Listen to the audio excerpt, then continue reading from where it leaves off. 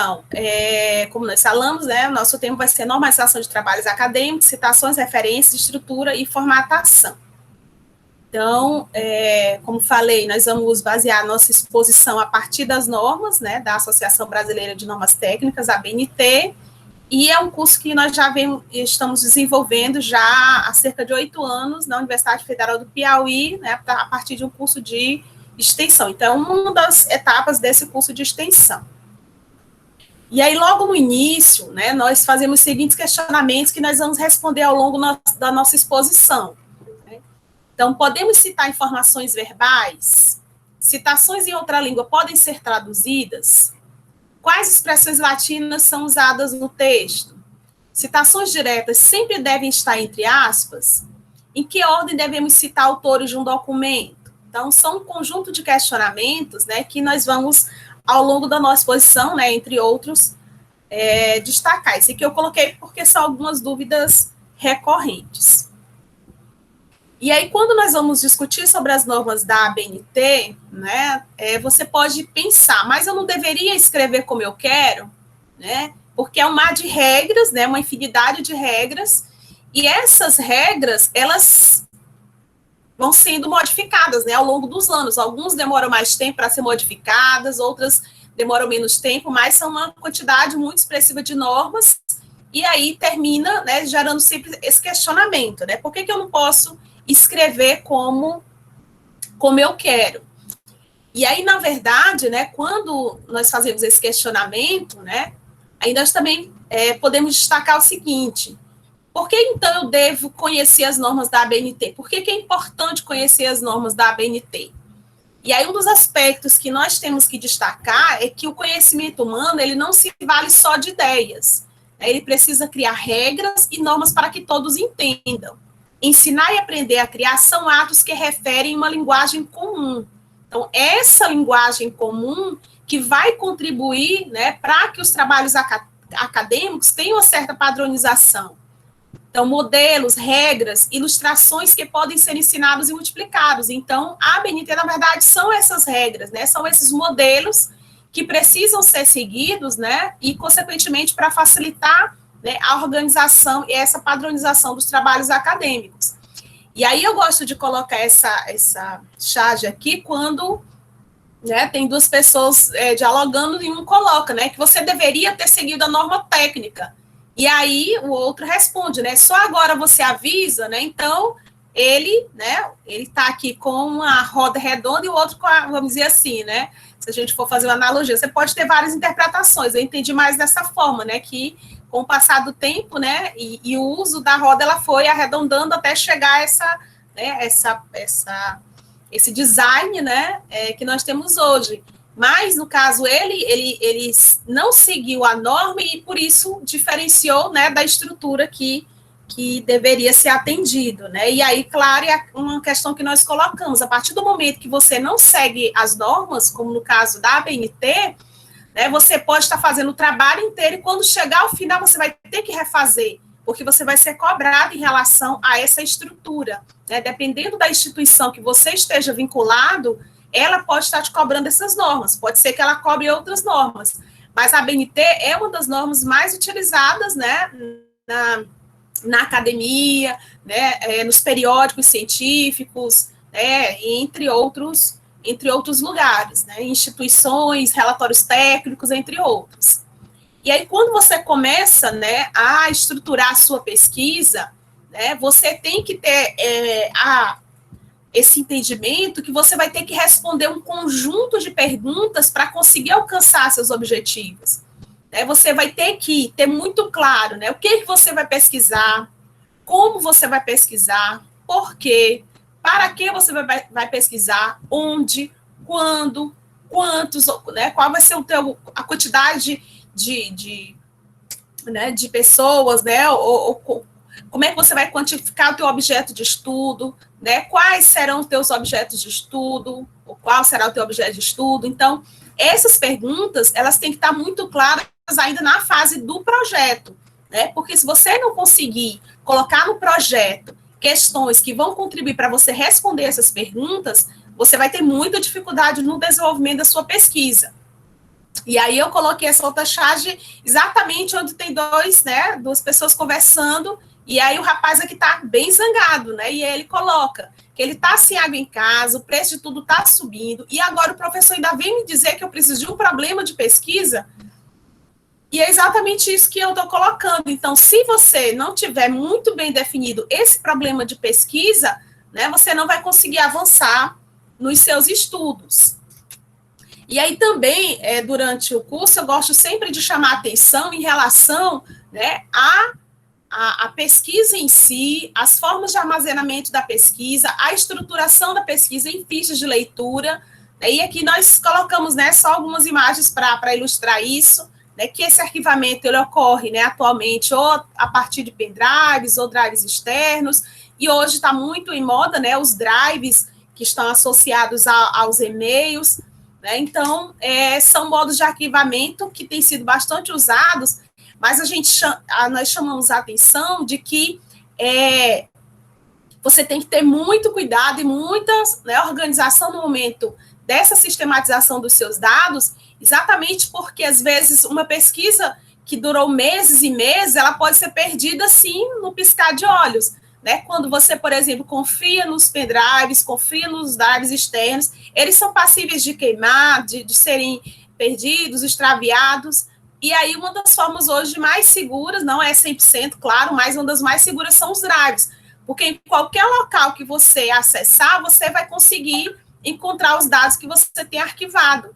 E eu gosto até de citar o exemplo, né, de um aluno que relatou que ele fez, né, ele foi para Portugal fazer umas pesquisas, né, foi lá em arquivos, né, em bibliotecas, né, em instituições onde ele conseguia os dados que ele precisava, né, ele tá trabalhando numa temática que requer dados, né, históricos, e ele foi tirando fotografias, porque não tinha, né, outra forma, né, e foi guardando, né, esse material eu não me lembro se foi no Drive ou se foi no computador dele. Eu sei que, ao final, ele perdeu esses dados, e ele só não perdeu todos os dados porque ele tinha mandado por e-mail para alguns amigos.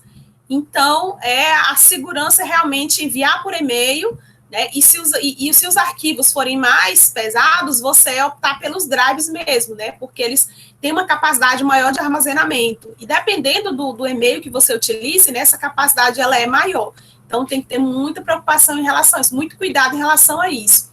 E a outra questão são as fichas de leitura. Então, nós sempre indicamos para os nossos orientandos, né, e para os participantes do curso, a importância de você organizar as fichas de leitura. Nós, inclusive, sistematizamos um modelo de ficha de leitura que nós repassamos para os nossos alunos, em que você tem, né, uma ficha para cada obra que você leu.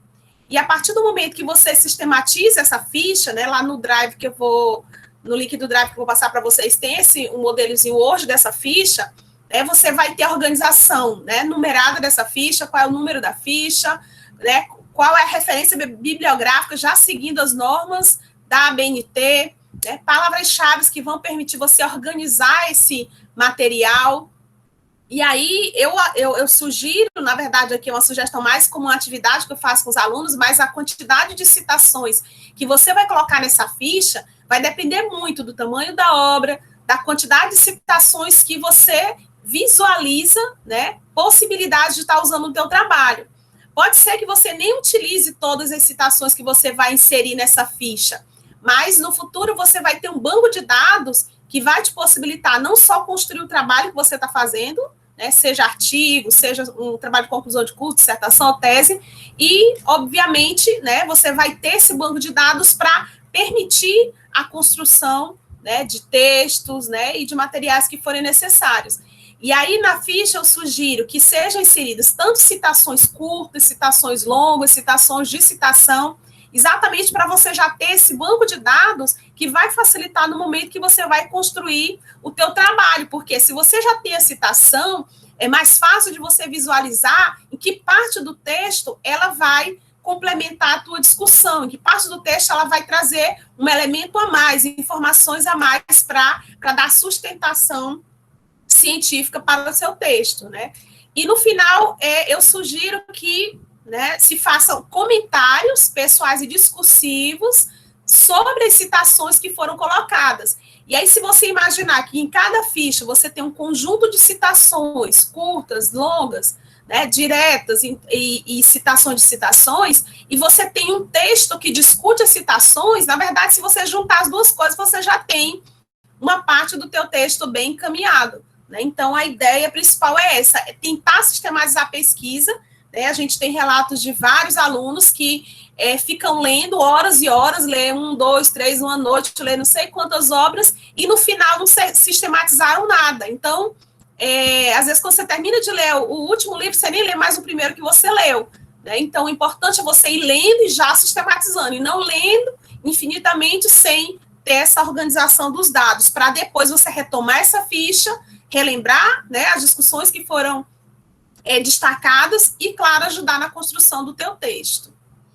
E agora nós vamos falar de forma mais específica sobre as citações, né, a partir da norma 10.520/2002, que são normas mais antigas, comparado às das referências, que foram atualizadas em 2018. E também nós vamos destacar um pouco sobre os trabalhos acadêmicos, baseado na 14.724/2011, e outras também de forma em menor escala. E aí, quando nós falamos em normas da ABNT, então nós questionamos, né? Então, você sabe o que é a ABNT?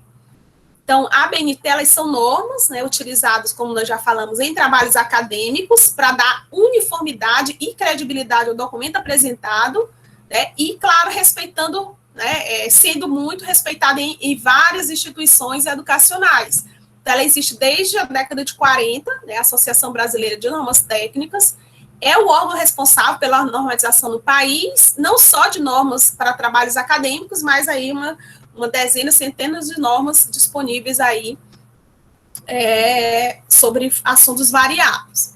Então, as normas, normalmente, quando nós estamos produzindo trabalhos acadêmicos, as normas que nós nos utilizamos mais são as normas de artigos científicos, como a 6022, referência 6023, numeração progressiva 6024, sumário 6027, resumo 6028, lembrando que essa norma 6028, ela foi atualizada agora em 2021, né? Então, quem estava utilizando o modelo de resumo antigo, né, já deve buscar essa nova norma. Mas a principal mudança que ela traz em relação aos resumos é que as palavras-chave, elas têm que ser separadas agora por ponto e vírgula, e não mais por ponto, e as iniciais das palavras, elas têm que ser minúsculas, com exceção das palavras, né, que são próprias. Então, é a principal mudança, mas aí depois vocês vão, né, é importante ter acesso ao detalhamento dessa nova norma, dessa atualização da norma. A citação, como eu falei, 10, 15 e 20, também tem relatórios técnicos científicos também, que é bem interessante, né, traz várias informações importantes que servem para a construção de trabalhos acadêmicos, a 10.719, também já falei de trabalhos acadêmicos, que é a 14.724, que é de 2011, e a de projeto de pesquisa. Tem outros, mas aqui realmente são as principais que nós utilizamos. Então, quando nós falamos em citações, né, nós vamos buscar logo o conceito, que é uma citação segundo a NBR 10.520/2002. Então, ela é uma menção de uma informação extraída de outra fonte. E aí, o aspecto que a gente tem que destacar que as citações, na verdade, elas são ideias, né, que você retira dos textos que você leu. Ela vai servir para fundamentar, teoricamente, o teu texto, né, obviamente, para usar nos trabalhos acadêmicos, mas, principalmente, o aspecto principal é que ela serve, né, para você comprovar a fonte de onde você extraiu. Então, isso a gente chama muita atenção, principalmente, né, para os alunos da graduação, os alunos que ainda estão começando, né, a produção acadêmica, essa preocupação de citar as obras, né, de onde você extraiu as ideias, seja de forma direta, seja de forma indireta, seja de forma de citação. Então, a gente já, ao longo aí da nossa, né, na nossa vida acadêmica, como professora da universidade, nós já encontramos trabalhos acadêmicos em que você passa 2, 3, 4 páginas de trabalho de conclusão de curso e não tem uma única citação. E aí, claro, aquelas ideias elas foram tiradas de algum lugar, não saiu assim, né, da cabeça do aluno do nada, né? Ele teve que ler, ele teve que se fundamentar para escrever. Então, tem que existir essa preocupação, porque mesmo em trabalhos, né, em dissertações de mestrado, às vezes ainda nós nos deparamos com situações como essas, discussões que são retiradas de obras e não são citadas no texto. Nós temos relato, inclusive, né, de trabalhos que foram feitos, por exemplo, uma tese que foi feita no sul do país, e ela, no trabalho, constava em torno de 2, 3 páginas do trabalho de um professor da Universidade Federal.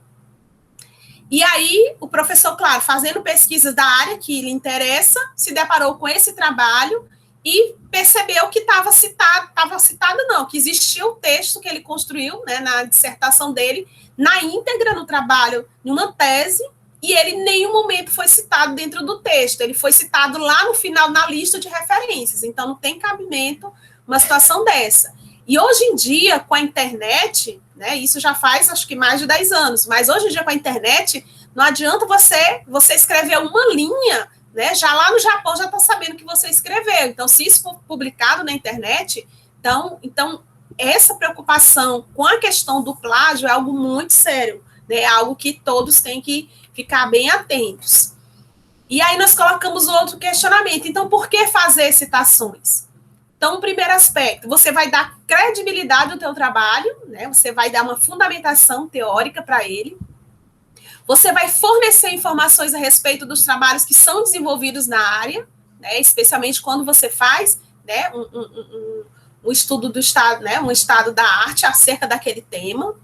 E você vai fornecer exemplos de pontos de vista semelhantes ou não sobre o assunto de sua pesquisa, né? Que são aspectos relacionados, então, né, a pesquisa científica que vocês estão estudando aqui durante esse curso, né? Já que aqui já, pelo que eu entendi, já é o terceiro momento do curso, né?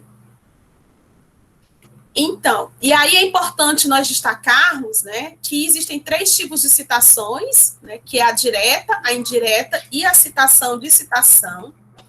E o aspecto que tem que ter muita atenção é que a citação direta, ela é a transcrição literal do texto, ou seja, você extrai na íntegra a citação, o parágrafo ou parte do parágrafo. Obrigatoriamente, você tem que colocar o sobrenome do autor, o ano de publicação e o número da página. Então, são aspectos que não podem faltar quando se trata de uma citação direta, que é uma citação literal.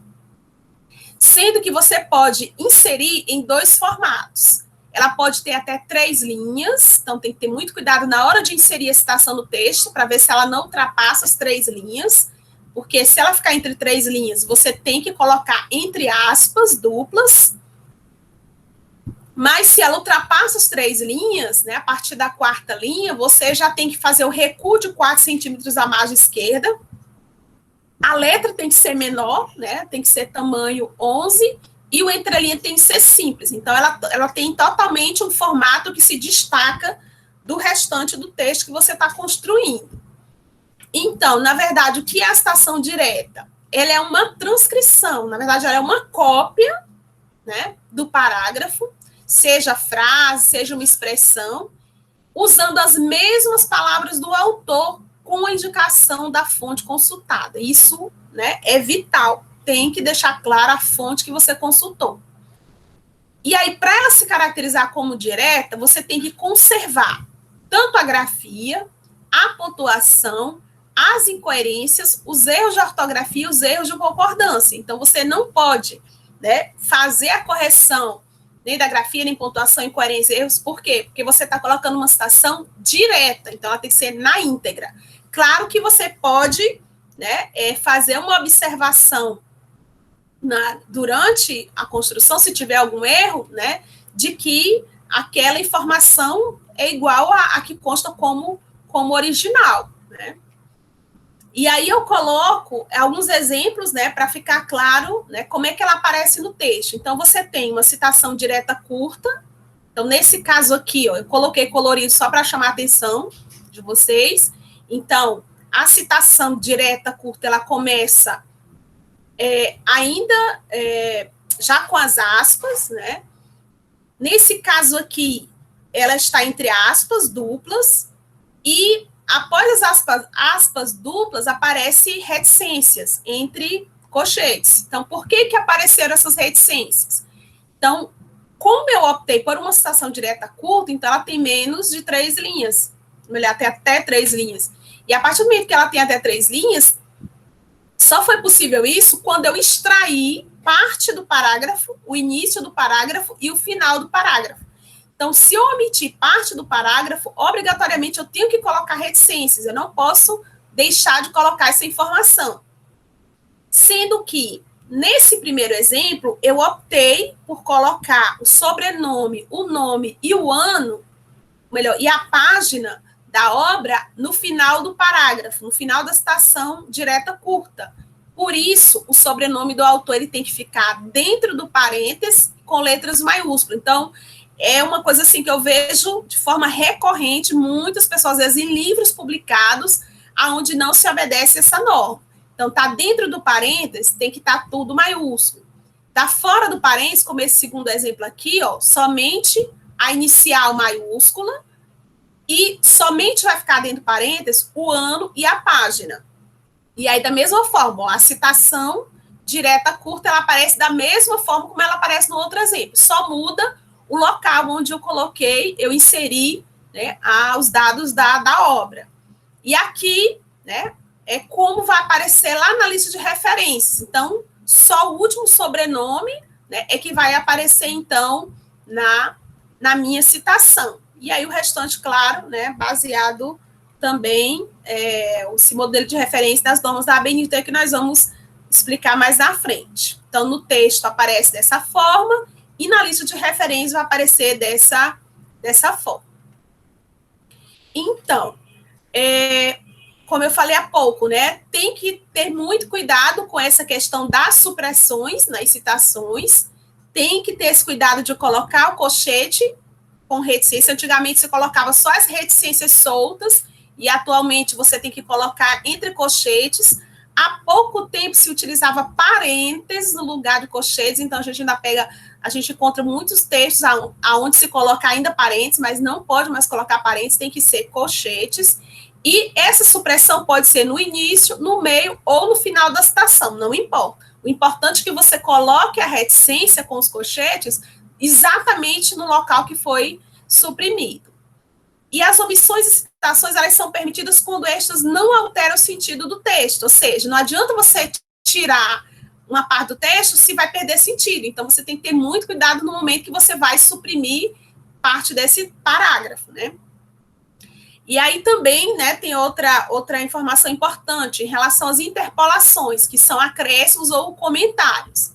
Para você fazer um acréscimo ou um comentário, você pode também usar os colchetes no início, no meio e no final da citação. Então, eu coloquei aqui um exemplo. Então, neste sentido, se reconhece no processo de produção rural a utilização de formas primitivas do uso da energia. Então, originalmente, a citação só vinha até a energia. E aí, entre colchetes, eu incluí a informação eólica. Então, essa informação só foi possível você acrescentar porque você colocou entre colchetes, porque aí você vai identificar que essa informação não era da citação original, tá bom? Então, você pode acrescentar uma palavra ou um comentário dentro entre colchetes. O outro exemplo que nós falamos são as citações diretas longas. Então, as citações diretas longas, como nós falamos, né? Então, elas têm um recuo, né, de 4 centímetros da margem esquerda. Você tem que deixar um espaço antes e depois, né, do parágrafo que antecede a citação e antes do parágrafo seguinte. Eu sugiro colocar 12 PT antes, 12 PT depois, mas você pode dar um enter de um e-mail também, tá? A BNT não deixa isso muito claro, mas a gente tem percebido que sempre ela coloca essa necessidade de você deixar uma linha, né, de um e-mail entre uma e outra. A fonte tem que ser menor, tem que ser... Se o texto está na fonte 12, então a citação longa tem que estar na fonte 11. É muito comum você encontrar citações diretas longas no tamanho 10. Então, antigamente, a BNT indicava que tinha que ser 10. Às vezes, quando você vai participar, vai submeter algum artigo em revista científica, também eles indicam para você colocar a fonte 10. Só que a BNT, desde 2011, ela coloca que você deve colocar uma fonte menor. Então, como normalmente o texto padrão é tamanho 12, espaço e meio, na citação direta longa, ela vai ter que ser 11. Se o meu texto tiver no tamanho 11, se for uma revista científica que diga que o texto tem que estar no tamanho 11, a citação direta longa vai ter que estar no tamanho 10. Então, isso vai depender muito da estrutura do texto, tá? Porque muitas revistas científicas, elas seguem em parte as normas da ABNT, mas não seguem na íntegra. E aí você tem que ter muito cuidado na hora da construção do teu texto. Inclusive, também em relação ao tipo de fonte. Então, nós aconselhamos, né, e a ABNT traz que os textos acadêmicos, eles têm que estar ou na fonte Times ou na fonte Arial. Eu, particularmente, eu sempre indico para os meus alunos usarem a fonte Arial, porque ela é uma fonte que permite melhor leitura, né? Ela é mais arredondada, a Times, ela já mais, né, fica uma leitura, particularmente, acho mais difícil, né? Então, eu sempre sugiro o uso da Arial, mas, claro, isso, às vezes, é a opção do orientador, a opção, né, da própria instituição, que já indica qual é o tipo de fonte.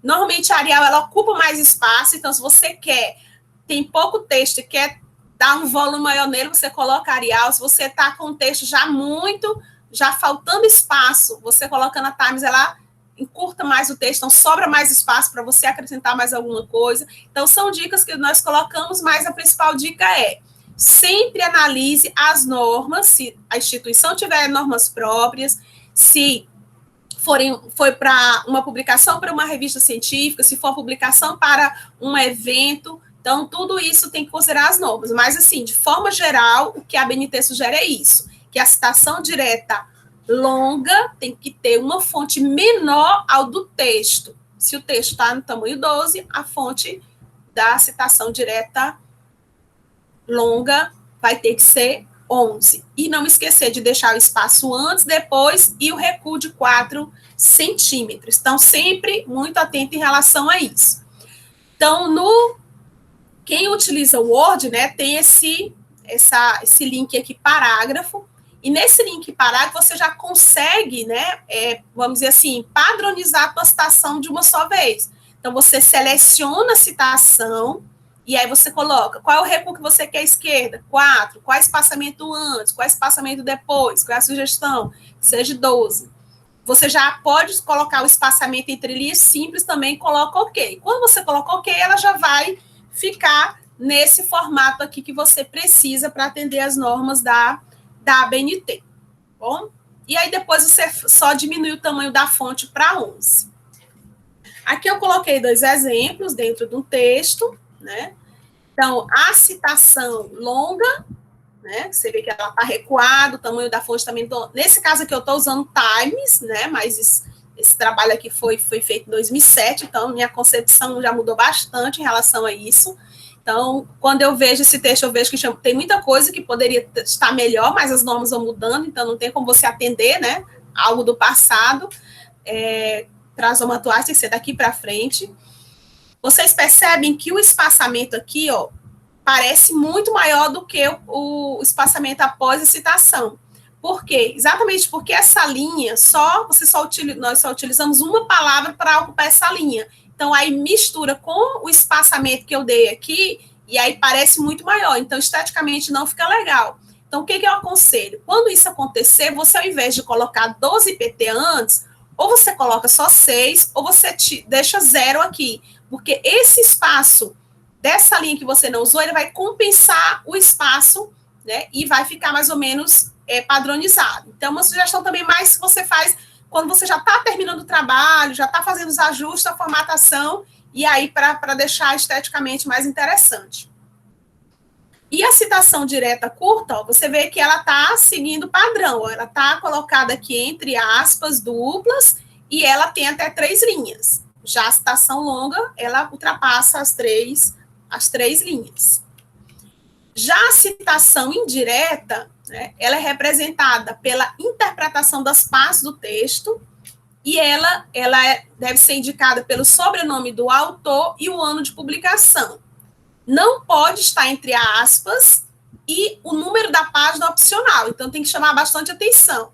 Se você está fazendo uma citação indireta, onde você só está escrevendo as ideias do autor e não o texto na íntegra, você tem a opção de não colocar o número da página. Por que eu indico que você não coloque?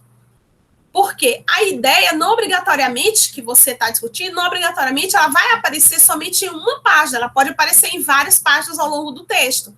E aí não tem lógica você colocar. Segundo Santos, 2010, página 10, página 30 e página 50. Não tem lógica. Então, o ideal, se é opcional, não coloque. Por que eu sugiro que não coloque também? Porque a partir do momento que você coloca a página, pode gerar dúvida se essa citação é direta ou indireta. Você que construiu o texto sabe que ela é indireta, mas isso pode gerar uma dúvida para o leitor. Então, nós sugerimos que você não coloque o número da página, se for uma citação indireta, e mantenha o padrão até o final do texto, que é outra palavrinha que vocês vão escutar muito. Todo texto acadêmico tem que ser padronizado. Se você optou por não colocar o número da página em uma das referências, em uma das citações indiretas, não coloque nenhuma. Não dá para você ficar, agora eu boto, mais à frente eu não coloco. Aqui eu acho que eu preciso colocar. Não, decida. Ou você coloque em todas, ou você não coloque nenhuma. Nesse caso da indireta, porque é opcional. Se for direta, é outra coisa. Direta tem que colocar. Se não tiver, o documento que você estiver usando não tiver página, aí você tem que botar S.P. Tudo minúsculo. Que quer dizer o quê? Sem página. Mas você não pode deixar de indicar que ali era para ter uma página. Isso for direta. Indireta é opcional. Qual é a minha sugestão? Não coloque número de página. O que é obrigatório? Sobrenome do autor e o ano de publicação. E aqui nós colocamos, fica bem pequenininho, não dá para ver direito, mas só para a gente perceber que se você colocar a citação direta, indireta, nesse caso aqui, no início do parágrafo ou no meio, você coloca só a inicial maiúscula. Nesse segundo exemplo, eu optei por colocar no final do parágrafo. Então, ó, tudo maiúsculo, sobrenome todo maiúsculo, o ano, e eu optei por não colocar a página e nenhuma citação indireta, tá bom? E aí eu coloquei aqui, né? Como é que aparece no texto? Então, coloquei uma citação de Viana 2003, né? Na referência, como é que vai aparecer? Né? Viana, e aí os outros dados necessários para uma referência seguindo a BNT. Então, só para a gente ter essa ideia de como colocar a citação indireta, nesse caso aqui, no final. Autor todo maiúsculo, seguido do ano, e eu optei por não colocar a página. Já a citação de citação, ela pode ser direta ou indireta, respeitando, né, a formatação delas. É uma citação de uma obra a qual você não obteve acesso físico, e ela é indicada pelo sobrenome do autor, o ano, seguido da expressão apud. O que significa apud? Essa expressão latina significa citado por. E aí, na sequência, você coloca o sobrenome do autor da obra, o ano de publicação e o número da página, se for citação direta. Então, um exemplo para ficar mais fácil. E aí, outro detalhe, viu, gente? Se for citação de citação, na lista de referências só vai aparecer o nome do autor citante e não do autor citado. Por quê? Se você não teve acesso físico a determinada obra, como é que você vai citar ela? Então, às vezes, tem pessoas que colocam na mesma referência os dados da obra de quem citou e de quem foi citado. Não é necessário. Você só coloca de quem utilizou essa citação. Por exemplo, aqui eu peguei uma citação da minha tese, uma citação direta. Como é que eu sei que ela é direta? Ela não está entre aspas, ela não está recuada, ela não tem página, ela não está com tamanho de fonte menor, então, de cara, eu já vejo que ela é indireta. E aí eu coloquei, ó, fiz a citação indireta, coloquei o sobrenome, o ano, citado por, eu preferi colocar a expressão em português do que a expressão em né, a expressão latina, mas lembrando, ó, se for expressão latina, outro aspecto importante, ela tem que aparecer em itálico. Por que ela tem que aparecer em itálico? Toda palavra estrangeira que aparecer no teu texto, obrigatoriamente ela tem que estar em itálico. Antigamente, a BNT não deixava isso muito claro. Agora, na última norma de 2018, sobre referências, ela chama a atenção para o uso de expressões latinas, no caso, que tem, não só latinas, mas em língua estrangeira, que tem que aparecer em itálico, tá bom? Então, etial, apud, são expressões que nós usamos muito em textos e que são língua estrangeira, então tem que estar em itálico. Voltando aqui, então, eu peguei essa citação indireta, coloquei citado por, ao invés de colocar apud, aí volta aquela coisa, se você usar apud, use em todas as citações de citações. Se você usar citado por, use em todas. Aí você pode questionar, professora, tem uma quantidade limite para você usar citação de citação? E aí nós colocamos que a BNT ela não indica. Mas por uma questão mesmo de, vamos dizer assim, de qualidade do trabalho, nós indicamos que você só use citação de citação se for extremamente necessário. Porque o uso excessivo de citações, ele empobrece o teu trabalho. Então, evite usar citação de citação. Só se realmente for uma citação muito importante, que você não tenha conseguido ter acesso físico à obra, e aí você precise citar no texto. E aí você pode perguntar também, professora, mas se eu vi essa citação numa outra obra, fui procurar o texto original, tive acesso ao texto original, eu preciso colocar a citação de citação? Não precisa, porque você já teve acesso à obra.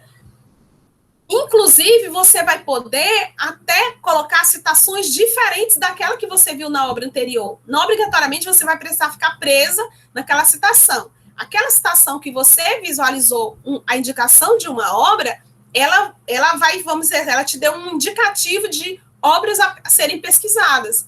Né? Então, e aí, obviamente, você vai poder usufruir muito mais do que simplesmente de uma citação, né, no teu texto.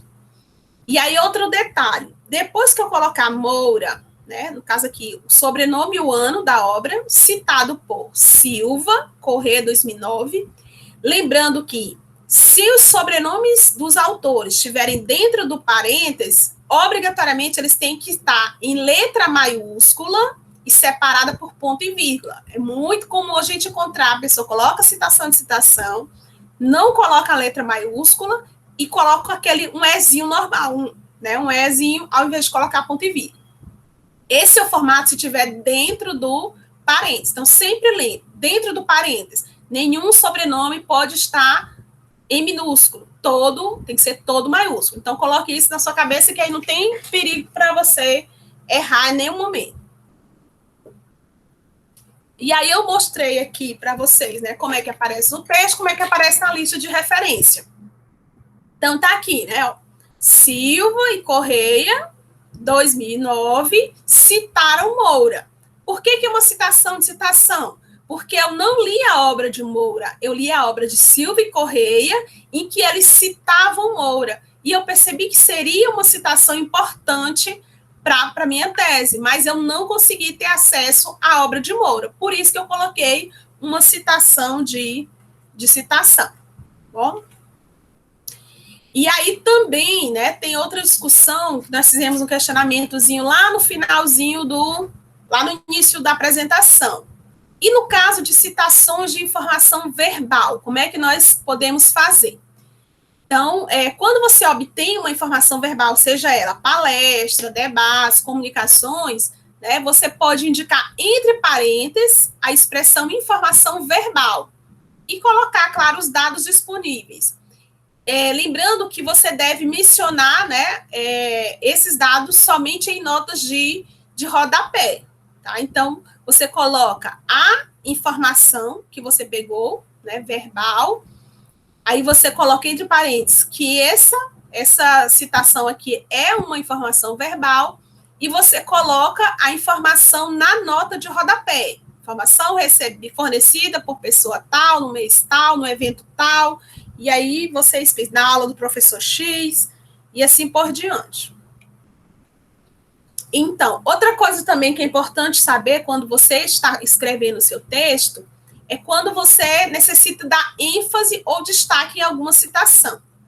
Então, a ênfase ou destaque em uma citação, ela pode ser dada usando-se o sublinhado, ou negrito, ou itálico.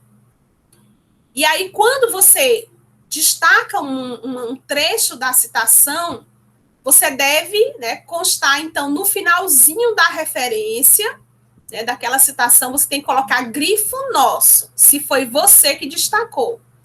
E essa informação tem que ser inserida após a indicação da referência da citação, após a página e separada por vírgula. Só que, às vezes, quando você pega uma citação direta, já vem destacada, ou sublinhado, ou negrito, ou itálico. Quando ela já vem destacada, quer dizer o quê? Que foi o próprio autor que destacou. Aí, ao invés de você colocar grifo nosso, ou seja, o grifo seu, né, lá no momento da citação, você coloca grifo do autor. E o cuidado, viu, gente? É grifo nosso mesmo, não coloque grifo meu. Já li texto tinha lá grifo meu, não é grifo nosso, tá bom? Ou grifo do autor. Também após a página e separada por vírgula. Outra questão importante, né? Eu falei lá no início, há pouco, que às vezes, quando você pega uma citação direta, que você não pode, né, alterar o texto, né? Na verdade, quando você localiza a existência de incorreções ou incoerência, né, no texto você pode indicar a expressão SIC imediatamente após a ocorrência. Ou seja, você viu que tem uma palavra errada. Aí você, na sequência, você coloca SIC. Quer dizer o quê? Que aquela palavra está errada porque é assim mesmo que estava escrita no texto original. Né? Ela estava assim no texto original, seja no início, no meio ou no final da citação, não importa. O importante é que você pode acrescentar na sequência da palavra errada a expressão SIC, que significa assim mesmo. Tá? E se você tem uma dúvida, você pode usar um ponto de interrogação entre colchetes após o que deseja questionar. Tá? Então, você coloca a citação e aí a citação direta e coloca uma interrogação. Quer dizer que você tem, né, uma dúvida, e mais na frente você vai discorrer sobre essa dúvida. A outra questão também que é muito comum nós usarmos são citações em língua estrangeira, né? E aí você pode fazer a tradução dessa citação, mas tem que constar ao final, né, da citação a expressão tradução nossa. Por quê? Para indicar que aquela citação no original, né, ela era em outra língua, e você traduziu. E aí tem duas opções. Você pode incluir, inclusive, a gente aconselha, além de colocar a tradução, né, na citação, você pode colocar na nota de rodapé o texto original, né? Porque a pessoa que vai ler o teu texto, ela vai poder, então, ter conhecimento, né, do texto da citação na outra língua. E às vezes até, né, por acaso, se alguém fez uma tradução que gerou dúvida, uma tradução que não ficou tão compreensível, a pessoa que vai ter contato com a citação na língua estrangeira pode ser que ela entenda, né, e veja, por exemplo, detecte que foi feita uma tradução equivocada, e isso pode gerar alguma dúvida. Então, a BNT ela não coloca exatamente isso, que você tem que colocar a citação na língua original, né? No caso da língua estrangeira, como uma nota de rodapé, mas é um indicativo que nós sempre estamos sugerindo, exatamente para deixar sempre o leitor, né, com o máximo de informações possíveis, mas isso depende muito do seu orientador, né, de como você está construindo o texto, mas é uma sugestão. Mas o importante é que, se você traduziu, não pode esquecer de colocar essa expressão após a página separada por vírgula, que é a expressão tradução nossa. Outro aspecto importante também, que nós gostamos sempre de destacar, são os sistemas de chamada, né, que existem quando você está produzindo um texto acadêmico, que é o sistema Autodata, que é esse que nós usamos atualmente para citações, né, que é o alfabético, indicado pelo sobrenome do autor, seguido do ano de publicação e do número da página, se for citações diretas, já que indireto é opcional. E tem um outro sistema que nós chamamos de sistema numérico, que é indicado pelo número sobrescrito, que é exatamente o que nós usamos para as notas de rodapé. Então, atualmente, o que a ABNT aconselha? Que nós utilizemos sistemas de autodata para citações e deixar o sistema numérico só para as notas de rodapé explicativa. Porque vocês já devem ter se deparado, né, com textos antigos, principalmente, em que, ao invés de colocar o sobrenome do autor, o ano e a página, se coloca um número sobrescrito e depois lá no rodapé que coloca referência. Ou então lá no final, na lista de referências. Mas isso, né, não se usa mais. A ABNT não indica mais o uso do sistema numérico para citações, tá? Para indicar a autoria da citação.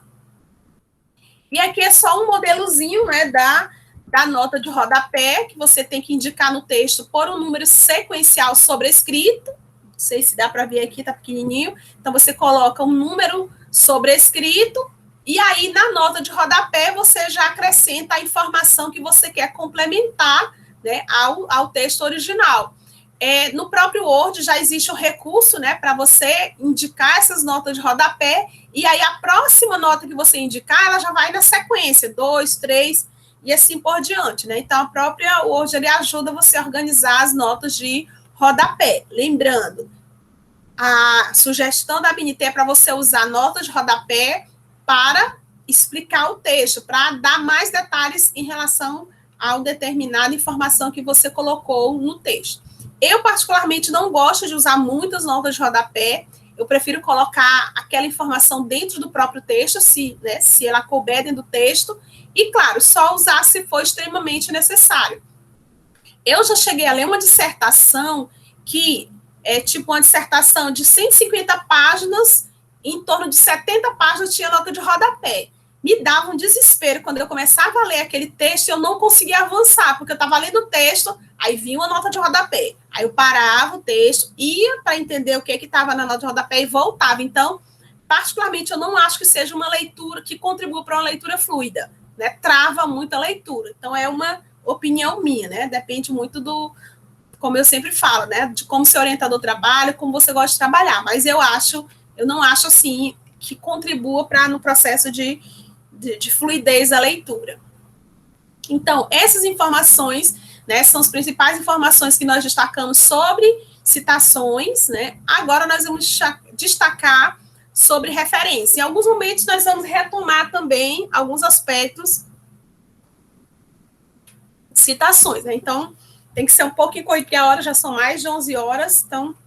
E aqui também eu vou destacar somente alguns modelos de referências, aqueles principais que nós utilizamos, porque são muitos exemplos. E aí, claro, cabe você ter sempre as normas, né, na íntegra, para você, quando tiver uma dúvida em relação a uma referência, você vai buscar na própria norma, né? Não tem como você dar conta de conseguir lembrar de tudo, mas aquelas que você usualmente tá sempre trabalhando, fica mais fácil, você não precisa estar recorrendo. Então, como eu falei para vocês, né, a norma que trata de referência é a 6023, atualizada agora, 2018. Então, quem não se deparou ainda com as normas de 2018, mudou muita coisa, então tem que rever. E eu tenho corrigido vários trabalhos, já tenho lido até livros publicados recentemente que não estão seguindo a norma, né? Então, é algo que a gente tem que se atentar. Na verdade, o que é uma referência? Segundo a ABNT, né, a 6023, a NBR 6023. Ela é um conjunto padronizado de elementos descritivos que são retirados de um documento e que permite a sua identificação individual. Então, a referência ela é necessária exatamente para você, né, padronizar os elementos que descrevem uma obra e que vão identificá-la em meio às citações que você está indicando no seu trabalho, né? E aí eu também, só reforçando o que eu tinha falado sobre a questão do itálico, né? Quando você vai fazer as referências, você vai precisar destacar o título. E aí eu vou dar uma dica em relação ao itálico para a gente entender mais à frente essa questão do destaque do título das referências. Então, eu peguei essa charge onde, né, a turma do português, eles estão conversando aqui, na verdade, né, o rapazinho aqui está pensando em espaguete, em pizza, pane, nhoque, penne, risoto, rigatone. E aí a coleguinha dele, né, chama a atenção dele. Acorda, bomba, você está no Brasil, pense na comida em português. E aí ele responde para ela, né, já coloquei a comida em itálico. Isso me permite sonhar com a verdadeira cozinha italiana. Então você vê que ele, né, utiliza palavras que são do nosso dia a dia, né, mas que são palavras que são estrangeiras. Então, ele já colocou, até no pensamento, ele já colocou em itálico. E, no nosso caso, lembrar que toda palavra estrangeira no texto tem que estar em itálico, né? Então, em documentos oficiais, trabalhos acadêmicos, não podemos esquecer da importância do uso do itálico. Por exemplo, a palavra online é uma palavra muito usada, mas que muitas vezes você não percebe que ela não é uma palavra da língua portuguesa, e aí passa e não coloca em destaque, né? E aí nós temos vários tipos de documentos que nós nos deparamos, né, durante a pesquisa: livros, folhetos, partes de livros ou folhetos, artigo de periódico, trabalho apresentado em congresso, em seminários, dissertações, teses, legislação, ou seja, são uma infinidade de documentos, né? Documentos eletrônicos também nós utilizamos bastante, inclusive, né, agora durante esse período da pandemia, né, mais de um ano em que nós ficamos presos em casa, né, sem poder ir às bibliotecas, e aí a salvação para muitas pessoas que estavam no meio das suas pesquisas, né, foi dar no início, no meio ou já no final, dar continuidade, né, a partir do uso dos documentos eletrônicos, mas também tem que saber como é que você vai citá-los no texto. E aí nós pegamos alguns exemplos, como eu falei, principalmente aqueles que são mais utilizados, como os livros, né? Então, aproveitei aqui para fazer a propaganda do livro que nós publicamos recentemente, o Ensino de Geografia Cidade de Teresina, né? Organizado pela professora Mugiane, por mim, pela professora Iracilde. Quem tiver interesse nele, ele está disponível no site da Coordenação de Geografia, www.uf.br/geografia. Tem outras publicações também lá da coordenação.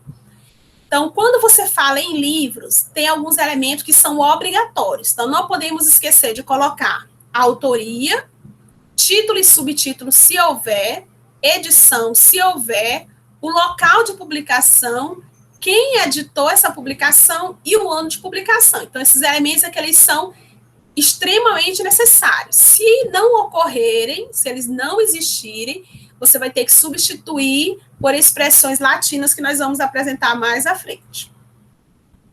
Então, os elementos obrigatórios variam de acordo com o tipo de documento. Então, nesse caso aqui, o livro. E no caso do livro, quais são os dados que são opcionais? O tradutor, se for uma obra que foi traduzida de outra língua, o título original, em caso de obras traduzidas, e o número de páginas para livros e folhetos. E aí eu vou explicar, e também série a coleção. E aí eu vou explicar mais à frente, né, que há uma diferença entre o número de páginas total, que é opcional você colocar, tipo, o livro tem 300 páginas, você só coloca se quiser. Na verdade, a dica é, se você não tem o número total de páginas de todos os livros que você citou na sua lista de referência, não coloque em nenhum, porque a BNT deixa bem claro, você tem que padronizar. E, obviamente, você não vai parar o seu tempo, que você está correndo para fazer um texto, construir sua dissertação, seu trabalho de conclusão de curso, para estar procurando se o livro tem 20 páginas, se ele tem 200 páginas. Eu, particularmente, acho desnecessário. Até porque, muitas vezes, você lê um livro e você nem usa ele todo, né? Então, é importante destacar. Agora, se você for citar um capítulo de livro, aí sim, você tem que indicar um intervalo de páginas. Mas, nesse caso aqui, o elemento opcional não é o intervalo de páginas do capítulo, é o número total de páginas. Então, eu sempre chamo a atenção, porque quando eu vou corrigir a lista de referências, eu sempre vejo que não há essa preocupação com a padronização. Tem obra que tem página, tem obra que não tem, e a BNT sugere, né, indica para você manter, como colocamos aqui, ó, o mesmo critério para todas as referências. Se coloca um elemento que é opcional, coloca em todos. Se você tem várias séries ou coleções, você não tem o nome da série ou coleção de todas, então não coloca de nenhum. Bom? E aí, resumindo o que eu falei, né? O recurso tipográfico utilizado para destacar o título, ele também tem que ser uniforme. Por exemplo, se a ideia é destacar o título, eu vou destacar de 3 formas: ou grifando, ou em itálico, ou negrito. O itálico, eu particularmente, eu vejo que não seria interessante usar, porque aí você vai confundir com a questão do uso do itálico para línguas estrangeiras. Então, o grifado está em desuso. Praticamente você não vê mais o uso do grifado, né? Antigamente, quando você tinha a máquina de datilografar, que muita gente acho que não chegou nem a ver, né? Os mais novos aí, a máquina de datilografar, você tinha que grifar. Como é que você ia destacar, né? Não tinha esse recurso que o computador tem hoje. Então, quem passou pela transição da máquina de datilografar para o computador sabe que é outro mundo, né? Então, a minha sugestão é que quando você for destacar o título de uma obra, né, você coloque negrito. Mas aquela questão, se você colocar negrito em uma, coloque em todas. Porque às vezes você pegou uma referência que você já tinha usado em outro artigo, só que lá estava em itálico, e quando você traz para o texto novo, você esquece de mudar. E aí fica uma confusão, né? Vários tipos de destaque que não pode ocorrer. Então, as referências constantes numa lista, elas devem obedecer aos mesmos princípios, que é isso que eu venho reforçando, e se optar por incluir elementos complementares, estes devem ser incluídos em todas as referências. Isso vale para os elementos complementares, tá, gente? E aqui eu cito, por exemplo, uma obra, no caso que um modelo de um livro, e aí você vai colocar quais são os elementos principais: sobrenome, nome do autor, sobrenome já em maiúsculo. Título, eu coloquei em vermelho aqui só para chamar a atenção de vocês, mas aqui o título está em negrito. Subtítulo, nunca coloque negrito em subtítulo, que é a coisa que me deixa mais agoniada, é quando eu vejo subtítulo destacado, né? No caso aqui, negrito, mas fica bem clara a informação de que todo título, ele só consta até 2 pontos. Se tiver 2 pontos, o que vem depois dos 2 pontos não é mais título, é subtítulo. Então, você não pode destacar. No caso da minha sugestão, não pode negritar. Se houver, claro, né? Edição também, se houver, local editoriano. Então, são os elementos obrigatórios. E aí, eu coloquei 2 obras. A obra Favela Coeb, Lima, vírgula, Antônio Jesuíta de... O título negritado, lembrando que o vermelho é só para chamar atenção, mas ele está negritado. Uma história de luta por habitação popular, segunda edição, ó. Lembrar que aquele azinho que a gente colocava em pendurado aqui em cima não coloca mais, viu, gente? É só o 2, o número no caso, que o 2, ponto, ED, ponto. Quando você colocar o ponto, o que, é que vai acontecer com o E? Ele vai ficar maiúsculo. O computador automaticamente ele coloca maiúsculo. Aí você retorna, né, dá um enter, retornando para ficar minúsculo. O local, Teresina, a editora é DUFP, ponto e vírgula. O outro local da outra editora é Recife, que é a editora Bagaço. Eu não preciso colocar o nome editora Bagaço, eu coloco só Bagaço. Eu também não preciso colocar editora Ática, eu só coloco Ática e assim por diante, porque eu sei que depois do local é a editora, então não preciso botar que antecedendo o nome é editora. Aí finalizo com um ano, e aqui eu acrescentei uma letra A, vou já explicar por quê. Peguei uma outra obra da Antônia Jesuíta de Lima, agora a obra Gestão Urbana e Políticas de Habitação Social, ó. O que aconteceu depois dos 2 pontos? Não está destacado. Por quê? Porque é um subtítulo. Local, aqui ele só tem, ó. Nesse primeiro caso, ela publicou em 2 editoras. Em Teresina foi na EDUFP e em Recife foi na Bagaço. Nessa segunda obra, não, ela publicou só na Onion Bloom, 2010B.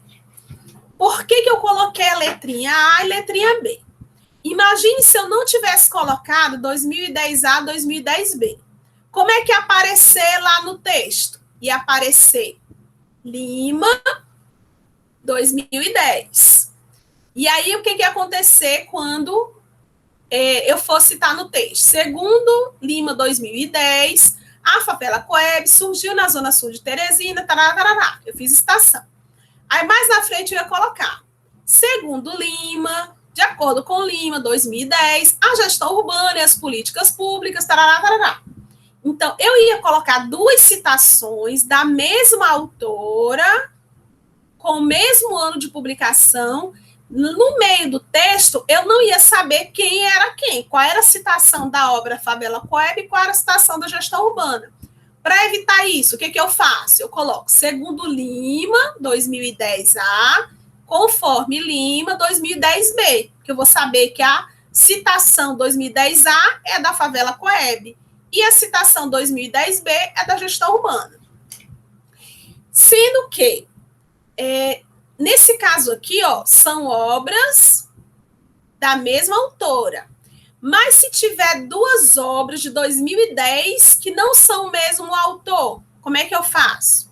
Então, eu coloco o sobrenome Lima e a inicial do nome. Lima, vírgula, A. Ponto, de Antônio Jesuíta. O Lima, J, seria José Lima. Aqui seria Antônia Lima e aqui José Lima. Então, no texto, ó, eu coloquei esse xizinho para representar como se fosse o texto. Aí eu botei no final a referência para indicar que Lima, vírgula, A. Ponto, é uma obra X e Lima, vírgula, J. Ponto, 2010 é outra obra. São autores diferentes. O ano é o mesmo, mas autor diferente. Certo? Então, só no caso aqui. Mas se coincidir que as duas obras têm sobrenome Lima e a inicial é igual, aí eu tenho que colocar o nome dela mesmo. Lima, vírgula, Antônia, Lima, vírgula, Ana. Para saber que são citações de obras diferentes. E essa, usando o Azinho e o Bzinho, se for a mesma autora com o mesmo ano. Bom? E aqui, esses exemplos eu já peguei direto lá da última norma, da 2018. E aí, nós destacamos na cor vermelha aqueles elementos que são complementares, tá? Que você não precisa colocar. Os elementos obrigatórios, o nome já está dizendo, essenciais, tem que colocar. Os complementares, você só coloca se quiser. Mas se colocar em um, tem que colocar em todos. Então, aqui a obra de Heloísa Luque, o título destacado em negrito, quarta edição, Petrópolis, Vozes, editora Voz, 2010. Aí, como elementos complementares, eu posso colocar o número de página, diagramatura do livro, qual é a coleção, as páginas onde consta a bibliografia, o ISBN, ou seja, informações que são desnecessárias, por isso complementares. Nesse segundo exemplo, nós já acrescentamos como elementos complementares tradução, nome de quem traduziu, aí você coloca tradução, 2 pontos. Aí bota o nome de quem traduziu a obra, o número de páginas, o título original, se você quiser, o ISBN também são elementos complementares. Então, é só comparar o primeiro exemplo com o segundo. Tudo que não tem no primeiro são elementos complementares, que eu destaquei em vermelho. Pode colocar? Pode. É opcional. Colocou em um, coloca em todos do mesmo tipo. Então, também é muito comum você utilizar documentos, hoje em dia nem tanto mais, né, em CD. Hoje em dia até CD está complicado, você nem computador com leitor de CD você não encontra mais, né? Às vezes você tem que comprar um leitor externo para poder ler o CD. Mas se for um documento que você conseguiu no CD, você tem que colocar no finalzinho que foi no CD, CD-ROM. Hoje em dia também está muito comum os e-books, então você coloca autor, título, só o título em negrito, subtítulo sem negrito, local, editora, ano, sendo que é um e-book. Então tem que colocar o nome e-book em itálico, porque e-book é uma palavra estrangeira. Aqui da mesma forma, ó, é um e-book, ó, sobrenome. A diferença aqui é que são 2 autores. Como é que eu separo os 2 autores? Então, eu tenho aqui... Só um minutinho, viu, gente? Aqui, trabalhar em casa é complicado, o barulho externo. Então, tem 2 autores. Como é que eu separo os 2 autores? Então, você separa por ponto e vírgula, né? O sobrenome, nome, sobrenome, nome, sobrenome e nome. Então, todos separados por ponto e vírgula. Porque eu já vi pessoas que usam esse ezinho, né? O E para separar um autor do outro, ou ponto, e não é ponto e vírgula. Lembrando que, nesse caso aqui, são organizadores. Então, você tem que colocar a expressão ORG entre parênteses. Professora, mas são 3 organizadores. Não importa, não precisa colocar o S, porque antigamente se colocava o O maiúsculo e o S. Não precisa, que é a abreviatura. A abreviatura não precisa você colocar no plural. Tá? Então, é ORG, ponto. Aí vem o título, a editora, o local, a editora, o ano, é um e-book também, mas tem outro detalhe, ó. Esse e-book está disponível nesse link. Então, se o e-book está disponível nesse link, eu tenho que colocar o link, até porque quem for ler o teu trabalho vai ter acesso com mais facilidade a esse e-book que você está apresentando aqui. Sendo que, antigamente, utilizava um símbolozinho maior que e menor que entre a referência, entre os dados melhor, entre o link que estava na referência. Agora não usa, viu, gente? Você vê aqui que não tem nem símbolozinho nem de maior que nem de menor que, tá bom? O acesso em, não é acessado, é acesso em 2 pontos, dia, mês e ano. Lembrando que o mês é abreviado, viu, gente? Nada de colocar aquela barrinha separando dia, mês e ano. Nada de colocar 21 de agosto de 2011. É só o dia, o mês abreviado. Nas normas da ABNT mostra como é que você abrevia todos os meses. O único mês que você não abrevia é maio, porque só tem 4 palavras, então não abrevia o mês de maio. O restante todos você abrevia conforme as normas da ABNT. Então, aqui é o mesmo exemplo acrescido de informações. Por exemplo, como eu já falei, número de páginas, coleção, ISBN, não precisa. Agora, o restante das informações que estão, nesse caso, destacados aqui, né, para chamar a atenção de vocês, em azul, mais escuro ou mais claro, são informações obrigatórias. Então, tem que colocar. Então, aqui é um exemplo de uma dissertação. Então, os elementos essenciais. Esse modelo ele é praticamente o mesmo, para trabalho de conclusão de curso, dissertação e tese, aonde você tem que colocar sobrenome em maiúsculo, vírgula, nome do autor. Aí você vem com o título, só o título principal em negrito, subtítulo sem negrito, o ano de defesa, melhor, o ano que você depositou a tese. Aí vem o tipo no caso de trabalho científico aqui, que é uma dissertação, né, que é uma dissertação do mestrado em ciências médicas. Toda dissertação é de mestrado, porque às vezes tem pessoas que confundem. Aí coloca um hífen, seguido de faculdade, né, o nome da faculdade, da universidade, o local onde você defendeu e o ano de defesa. Então, se você observar, o ano aparece 2 vezes. Ó. Tem aqui o ano depois do título e o ano como última informação. Então, você vai repetir exatamente porque esse primeiro ano é o ano que você depositou a dissertação, que pode ser o mesmo do ano que você defendeu. Mas se por acaso ocorrer que você depositou, você entregou a versão para a defesa lá no seu programa de pós-graduação em dezembro, não vai dar para defender em dezembro. Então, se fosse esse caso aqui, esse primeiro ano seria 2009 e o segundo seria 2010. Como eu tive o caso de um colega nosso que defendeu, que entregou a tese dele em dezembro e defendeu em janeiro de 2013. Então, né, os anos, né, não tem que ser o mesmo obrigatoriamente, só se realmente ocorrer. Às vezes o aluno pensa que é só repetir o ano, não, tem que ver, né, o mês de defesa. Mas lá na própria dissertação, né, tem essas informações. E aí também, hoje em dia, né, a maioria das dissertações, elas constam em bancos de dados, né, nas próprias instituições, tem as suas bibliotecas online. Então, se você retirou, né, se você conseguiu essa dissertação na internet, você coloca o link, e aí você coloca também, né, disponível em, lembrando, disponível em 2 pontos, sem o sinalzinho de maior que, menor que, acesso em dia, espaço, mês abreviado, espaço e ano. Então, sempre seguindo esse padrão. Nesse caso aqui, ó, é uma obra que eu consegui na internet, não tem o local de publicação, então eu coloquei essa palavra abreviada, sin loco, que quer dizer sem local, tá? Então, em itálico, porque é uma sigla de uma palavra estrangeira, expressão latina, sin loco. A editora Virtual Books e o ano. Aí eu coloquei disponível em, aí vem todo o endereço eletrônico, acesso em, dia, mês e ano. Ok.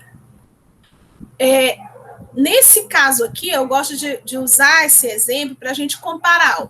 Aqui você tem o sobrenome e o nome do autor.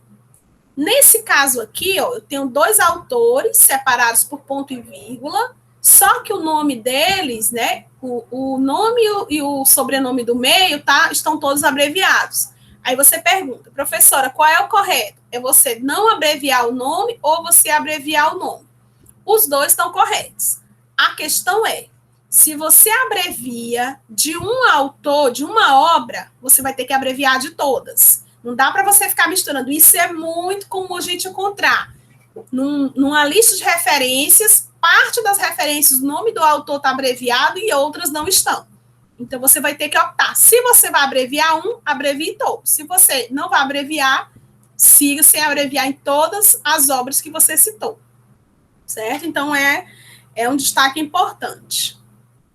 Então, aqui vai seguindo os mesmos exemplos, então, eu vou sempre destacando, né, os aspectos que são essenciais, né, e, nesse caso aqui, elementos que não são importantes, como, por exemplo, número de página, né, o título da obra original, o ISBN, o DOI também, que é um número de identificação agora que, né, muitas obras já estão disponibilizando, e o obrigatório, né, o link de acesso e o dia, mês e ano de acesso.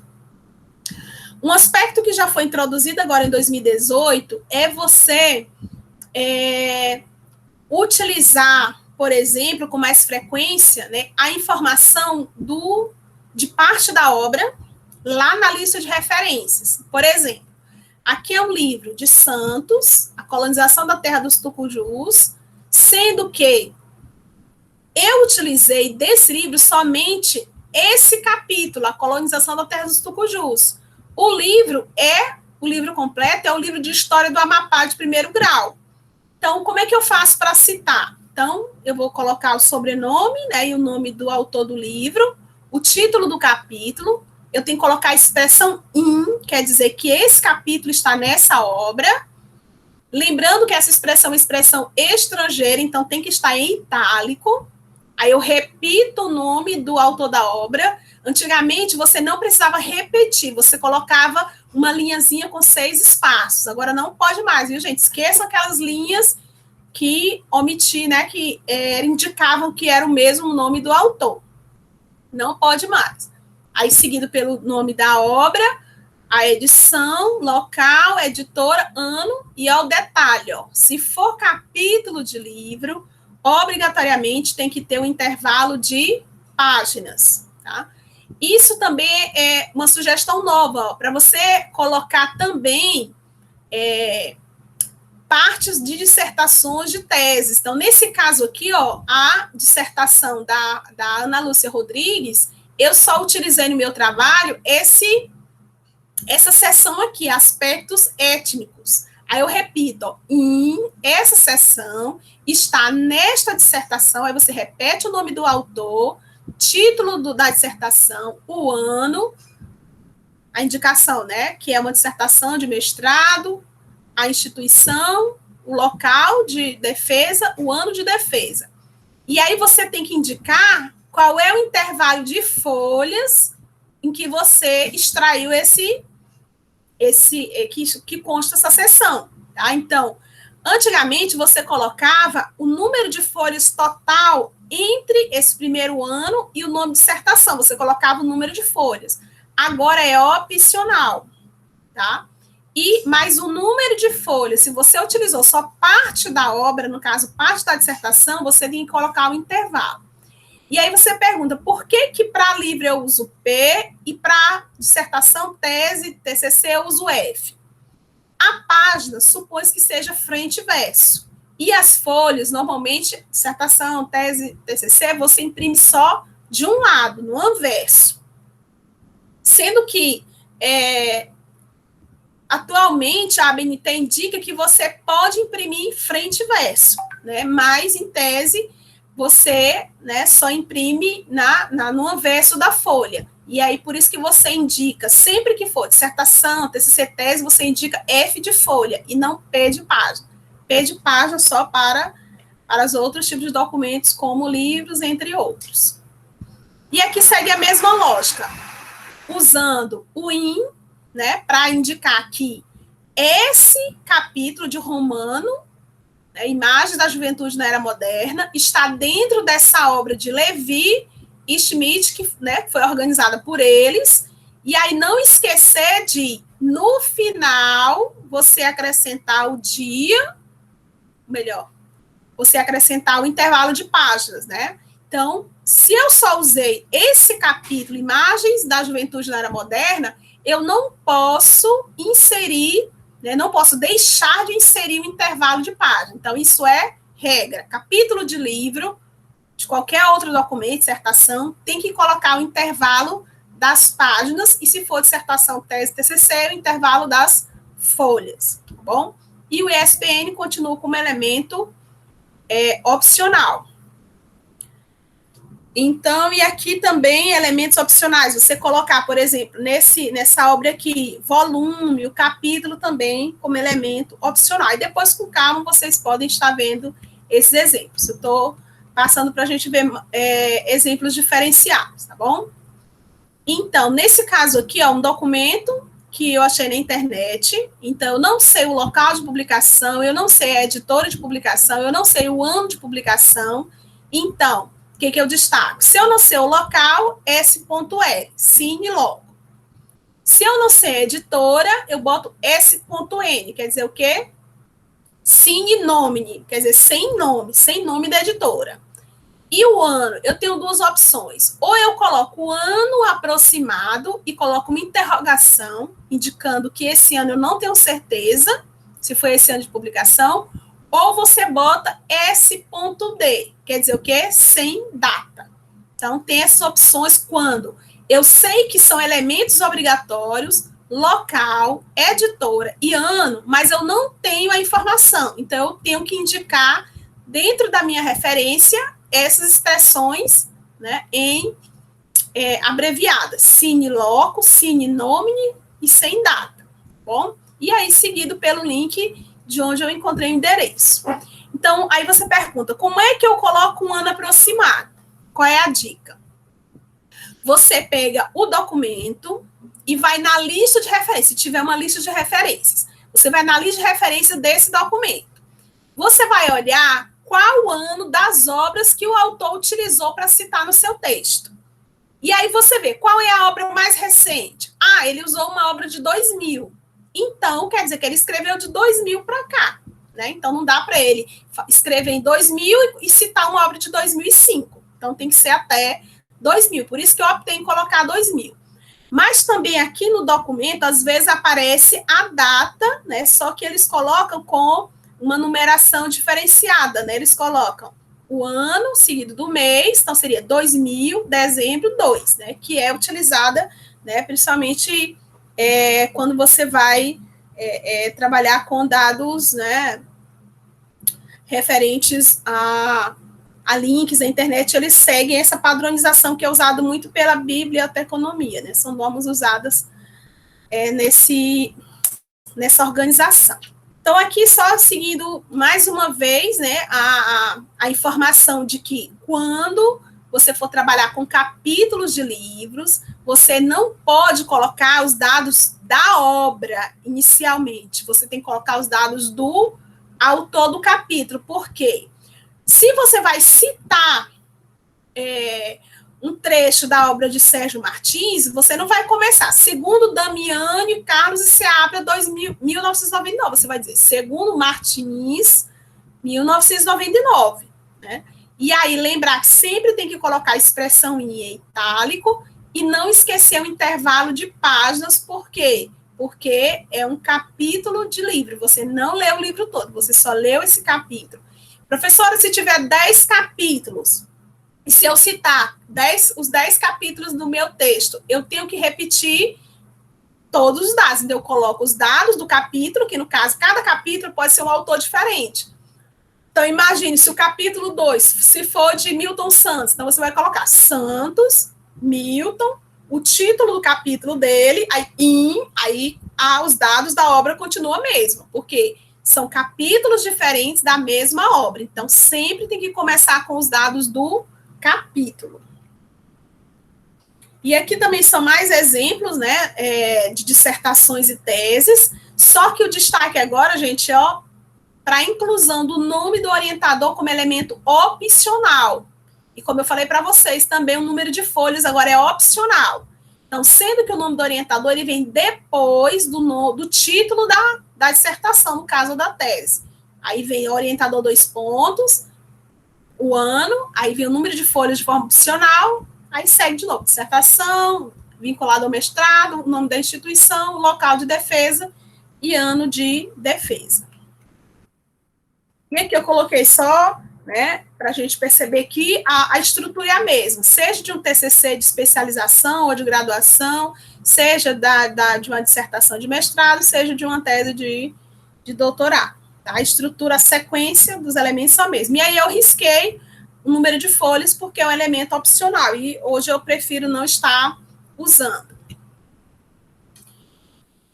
E aqui já está relacionado mais a documentos institucionais, então se for um documento institucional, você tem que começar com o nome da instituição toda maiúsculo, o nome todo maiúsculo.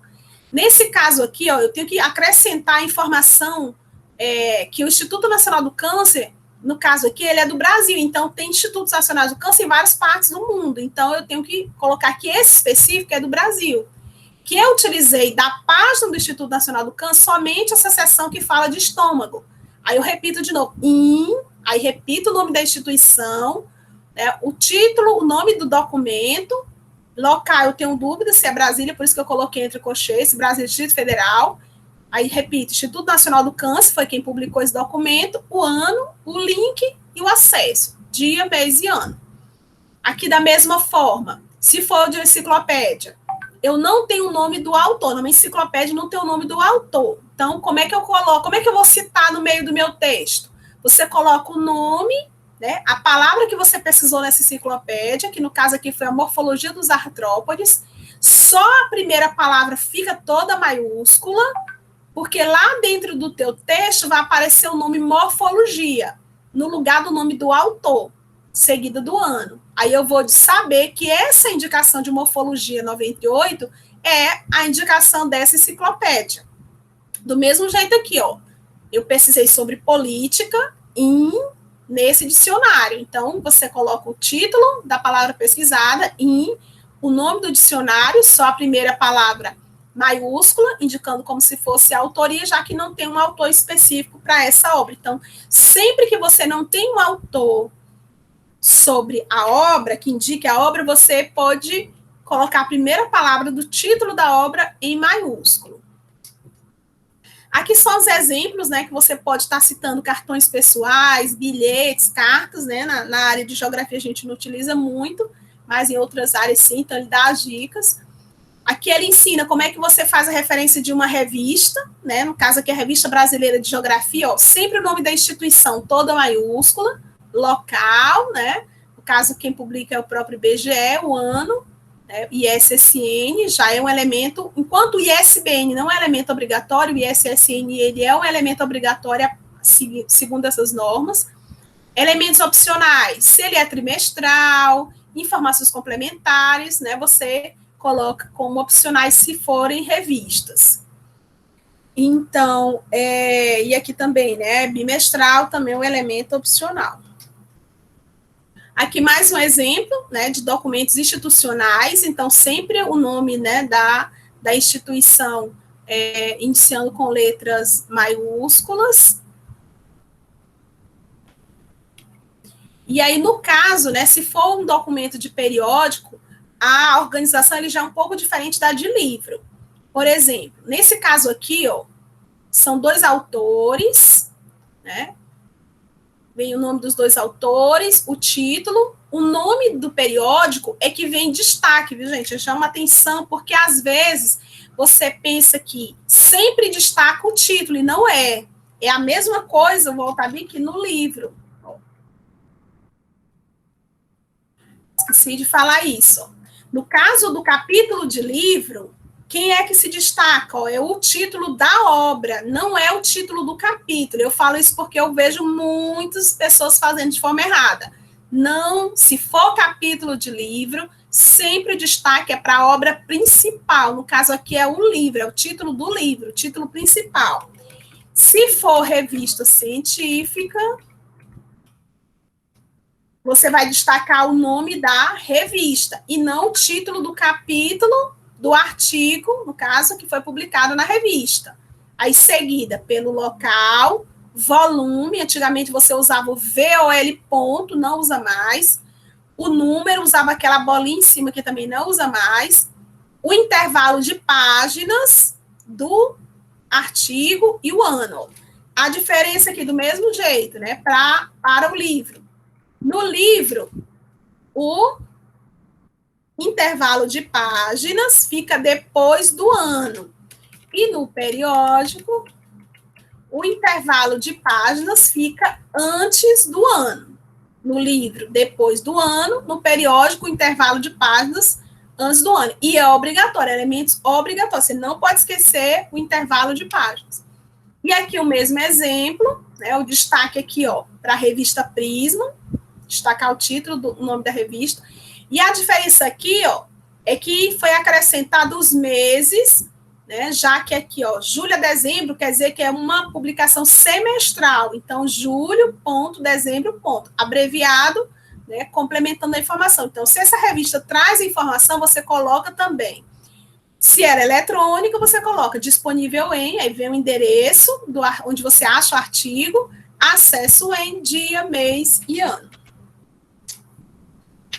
E aqui mais exemplos, né, de publicações, né, também você pode colocar, se for uma edição especial, você pode colocar como elemento complementar, e aqui eu chamo a atenção para aquilo que eu falei para vocês, ó.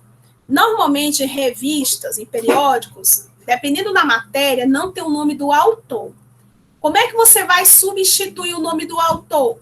Você vai colocar a informação, né, você pega o título daquela matéria. Nesse caso aqui, eu coloquei em maiúsculo as maiores. Por quê? Eu não poderia colocar em maiúsculo somente as, porque lá dentro do teu texto ia aparecer segundo as 1984. Eu não ia saber o que é esse as perdido no meio do teu texto. Então, eu coloco dentro do título, segundo as maiores. Na verdade, eu sugiro para você colocar no final da citação, entre parênteses, as 500 maiores, reticência, 1994. Porque eu vou saber lá dentro do teu texto que as 500 maiores, 1994, é essa obra que está aqui na lista de referência. Então, sempre a preocupação que, ó, essas primeiras palavras que vão aparecer lá dentro do teu texto, indicando essa referência. E aqui também são exemplos, né, semelhantes, mas sempre lembrando que o destaque, ó, Raul Tavares, título do capítulo, melhor, título do artigo, que foi publicado na Revista do Histórico Geográfico Brasileiro, ó, quem é que está em destaque? O título do periódico. Aí, local, volume, intervalo de páginas e ano. Nesse caso aqui não tem número e também não tem os meses, né? Então, você coloca a informação que consta no periódico. E agora, como elementos também que aparecem nas revistas científicas, que é o DOI, né, como um número de identificação desse artigo científico. Outra coisa também que surge muita dúvida é em relação a quantos autores eu posso colocar na minha lista de referências. Professora, eu posso colocar a expressão et al, lembrando que ela tem que aparecer em itálico também, lembrando que et al significa e outros, quer dizer que essa obra é de Vaz e outros. Quem são esses outros? O Rezende, o Vanderlei Filho, o Travasso.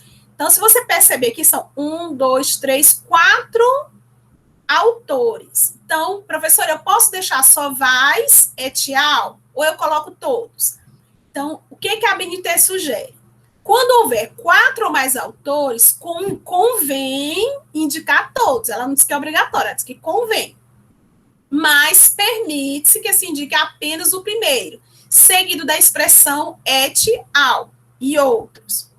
Então, eu particularmente acho importante você citar todos, porque senão só quem vai ganhar o mérito da publicação sempre vai ser o Vaz. Agora, dentro do texto, obrigatoriamente vai ter que aparecer só o Vaz. Por quê? Quando você está citando uma obra, você só pode colocar sobrenome, até 3 sobrenomes. Por exemplo, se fosse só Vaz, Rezende, Travasso, eu colocaria segundo Vaz, Rezende, Travasso, 2007, isso lá dentro do teu texto. Mas como são 4, eu não posso colocar dentro do texto os 4 sobrenomes. Eu tenho que colocar segundo Vaz, et al, quer dizer, e outros, 2007. E aí eu aconselho para, na lista de referências, aí sim, colocar o nome de todos, porque eu vou saber quem são entre esses outros. Se na minha lista de referência eu colocar só e outros, eu nunca vou saber quem serão os outros. Eu posso até conhecer a obra, mas se eu não conhecer, se eu não tiver o contato com essa obra, né, de forma mais específica, eu posso deixar de ter acesso a essa informação. Tá bom? Então, aí aqui outros exemplos, né, ligados a periódicos, como jornais, o Estado de São Paulo. Então, é muito parecido ao de periódico, né, o título, o autor, título da matéria. Lembrando que quem está em destaque não é o título da matéria, e sim o nome do jornal, Estado de São Paulo, local, ano, número, dia, mês e ano de publicação. Essa matéria está na página de Economia e Negócios, que é a página B1, e assim por diante. Então, são bem semelhantes quando se trata, por exemplo, de periódicos, de jornais, né? E se você pegou na internet, não esquecer de incluir disponível em, acesso em, dia, mês e ano. Outra coisa também que muitas pessoas esquecem de inserir, que é os documentos iconográficos, por exemplo, uma fotografia. Então, se eu tirei uma fotografia e eu coloquei na minha dissertação, minha tese, eu tenho que colocar abaixo da fotografia, por exemplo, fonte, Viana 2010. Mas não adianta eu colocar só dentro do texto, lá abaixo da fotografia, Viana 2010. Eu tenho que ir lá na minha lista de referências e colocar, então, né? Viana, o nome, você pode colocar o título da foto, ou você pode colocar sem título, aí é opcional. Aí, na sequência, você coloca o local em que você tirou, o ano, e aí complementa. Uma fotografia color digital, tá? Ou então você coloca sem título, né? Mas eu acho que fica interessante colocar o título até para você identificar na lista de referências, né? Também você pode estar usando, né, no caso aqui, uma fita de vídeo, né, coisas do passado, mas dependendo do trabalho, você pode estar utilizando esses materiais, né, e assim por diante. Aqui, aí volta aquela questão, ó, sempre quando for um documento institucional, tem que colocar o nome da instituição toda maiúscula e colocar o local, no caso aqui o estado, que é o estado de São Paulo, porque poderia ser da cidade de São Paulo, né, então tem que especificar, porque tem institutos geográficos também em vários estados. E aí são exemplos, assim, outro que nós usamos muito, eventos científicos. Você pode colocar a informação do evento, mas como normalmente você usa um artigo do evento, eu já vou para esse exemplo aqui, ó, onde você tem que colocar o autor, os autores, no caso aqui, os 2 autores, o título do artigo que você publicou lá no evento, e não pode esquecer, quer dizer que esse artigo foi publicado nesse evento, Simpósio Brasileiro de Bancos de Dados, tudo maiúsculo, o nome do evento sempre tem que ser todo maiúsculo. Seguido da edição, lá no evento aparece um número em romano, Nono Simpósio Brasileiro de Banco de Dados. No caso da lista de referência, ele tem que vir em arábico, seguido de ponto. Aí, vírgula, o ano onde ocorreu o evento, o local, seguido da palavra anais. Se tiver sido publicado na internet, tem que ser anais eletrônicos. Se não, se você conseguir os anais impressos, você coloca só anais, seguido de reticência entre colchetes. Por que eu coloco reticência depois de anais ou de anais eletrônicos? Porque você não vai repetir de novo o nome do evento todinho, não precisa, né? Já está em nome essa referência. Então, colocando em reticência, eu vou saber que os anais são desse evento. Aí você repete o local de publicação, né? A instituição onde foi publicado os anais, o ano e também o intervalo de páginas onde você encontra esse artigo nesses anais. Lembrando, se foi na internet, você não pode esquecer de colocar anais eletrônicos, o link, dia, mês e ano, porque a maioria dos anais hoje você consegue mesmo baixando direto na página do evento.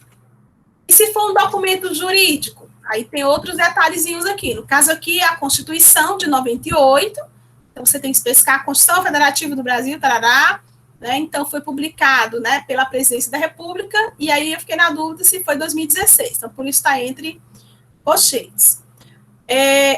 Só que nós utilizamos mais as leis, né, leis de forma geral. Então, se for uma lei federal, tem que começar com Brasil. Se for uma lei do estado do Piauí, tem que começar com o nome Piauí. Se for do estado do Maranhão, com Maranhão. Se for uma lei municipal de Teresina, comece com Teresina e assim por diante. Então, você tem que colocar, né, a indicação da esfera a qual essa lei foi publicada. Se é federal, se é estadual, se é municipal. No caso aqui é federal, então eu começo sempre com Brasil. Aí vem o número da lei, o dia, o mês e o ano de publicação, né? Tem que colocar direitinho de que se trata a lei, se for aquele... Às vezes tem leis que tem 3, 4 linhas indicando o título, mas tem que colocar. Aí, essa lei normalmente era publicada onde? No Diário Oficial da União, se for lei federal. Se for no município, Diário Oficial do município, e assim por diante. Então, onde é que a lei é publicada? Né, no Diário Oficial? Então, você tem que negritar Diário Oficial. E não porque muitas pessoas negritam o título da lei. Mas você tem que sempre publicar destacar onde foi publicado.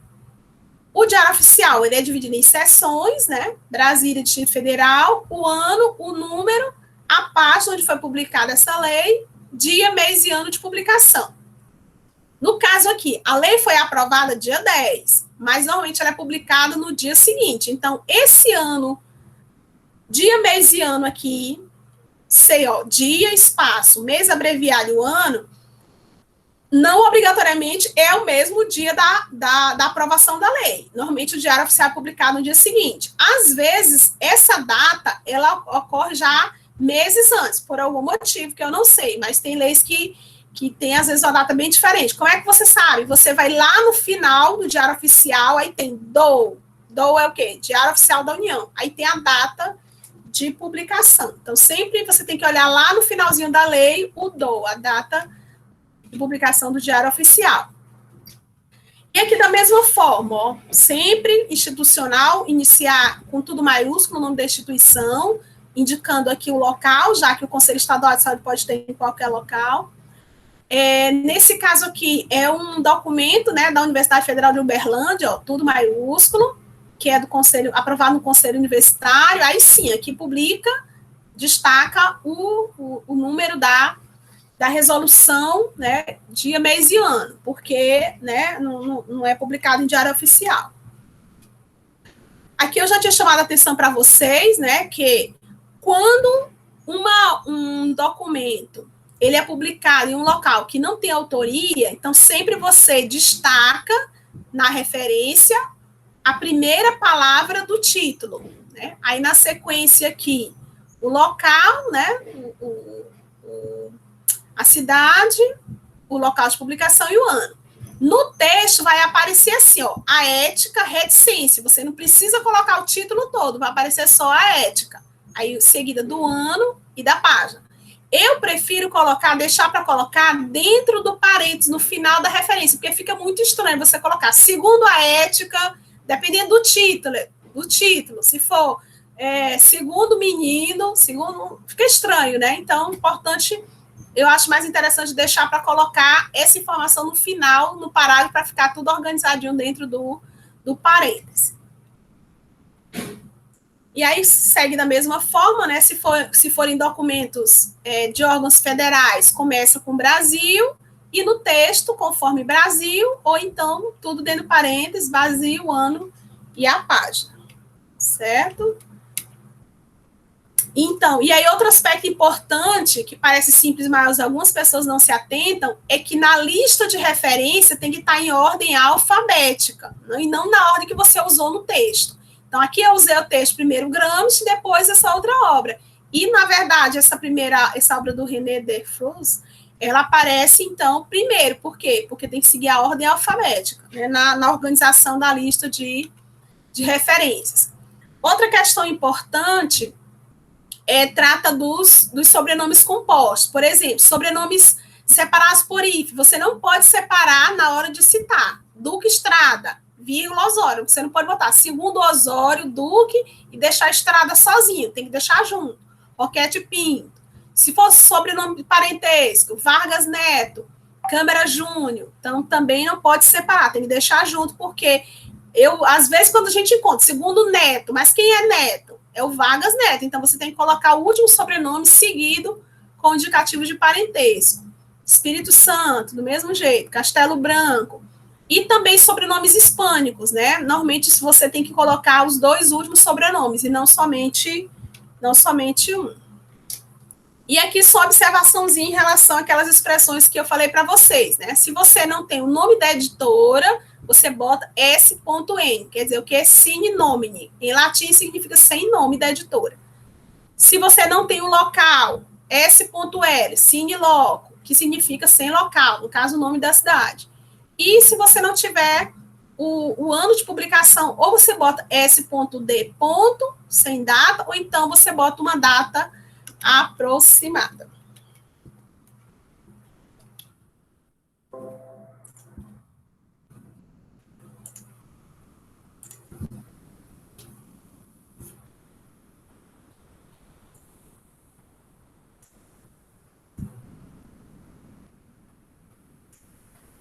Então, gente, já são 12 horas, né? A programação do evento, né, tinha sido colocada até 12. E aí, eu queria saber, em relação, né, ao que nós fomos até aqui, se tem alguma dúvida, se tem algum questionamento, alguma pergunta. E aí você pode, já levantou a mão, João Pedro, então a gente pode, para não falar todo mundo ao mesmo tempo, a gente pode utilizar a mãozinha para quem quiser falar. Pode falar, João Pedro. Lá? Você levantou só para fazer o teste da mãozinha?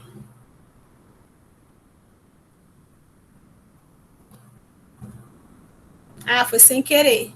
Então, até aqui, gente, tem alguma dúvida?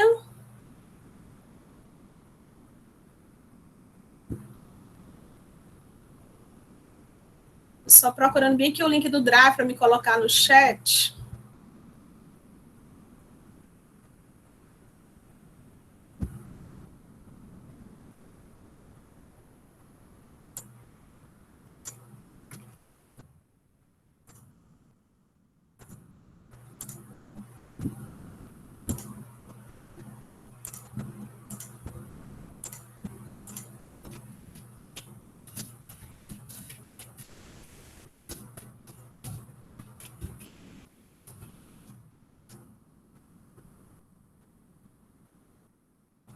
Professora, com licença, eu gostaria de tirar uma dúvida. Porque hoje está muito mais frequente a utilização de livros digitais, no caso de Kindle, né? Ou no caso de e-books. Assim, quando relacionado a citações diretas, muitas vezes esses Kindles eles não possuem página, às vezes eles só têm a posição, né? Não tem aquela página igual a um livro. Gostaria de saber se, no caso de citação direta, a ABNT hoje ela aceita essa posição, né? Essa ordem no caso de e-books. como nós falamos, Lara, como você vai indicar lá na lista de referências que é o e-book, então a pessoa vai entender que aquela página ali é a posição onde aparece, né? Porque ele aparece indicado, né? Qual é a página. Ou então, se você preferir colocar 100 páginas, se não tiver uma indicação mais clara da página. Se o documento não tiver uma indicação clara da página, você coloca esse ponto P. Bom. E se no e-book estiver indicando a posição, você coloca essa posição, porque vai estar expresso lá no final na lista de referência que é o e-book. Então, a pessoa vai entender que é aquela posição no e-book. Certo? Certo. Entendido. Obrigada. Nada. Viu, gente? Eu coloquei, como eu falei para vocês, o link, né, dos materiais que nós disponibilizamos lá, e vocês olham depois com calma, né? Queria saber se tem, né, mais algum questionamento, mais alguma pergunta. Fica o convite também, quem quiser assistir a nossa última live do curso de extensão no sábado, né, a partir das 9 horas, através do canal do Centro Acadêmico de Geografia, né? Fiquem, né, à vontade para participar, né? Só não tem como ter o certificado, porque às vezes o aluno pergunta, né, se tem o certificado do dia. Na verdade, o certificado é para quem participou de no mínimo 10 lives, né? Então não tem como a gente disponibilizar. Mas, claro, fica aí a informação. Nós vamos discutir sobre pesquisa qualitativa no sábado, mas também, como eu falei, né, quem não chegou no início, nós estamos com todos os links lá dos vídeos anteriores para quem tiver interesse em assistir, e as normas da ABNT, livros, também tem vários materiais, aí vocês vão verificando, né, e vendo se interessa alguma coisa para vocês. Então, professor Érico, se não tiver mais nenhuma pergunta, né, nos slides eu até tinha colocado alguns modelos, mais algumas dicas de formatação que eu fui falando ao longo do texto, né, então vocês podem também estar olhando. Eu vou colocar esse slide, ele não tá diferente do que está lá na página, né, mas eu posso colocar esse slide, porque eu mudei só, né, o layout da capa, mas o conteúdo em si é o mesmo que consta lá do curso Caminhos e Diretrizes. Professor Érico, estou à disposição aqui para a sua fala em relação ao final da exposição.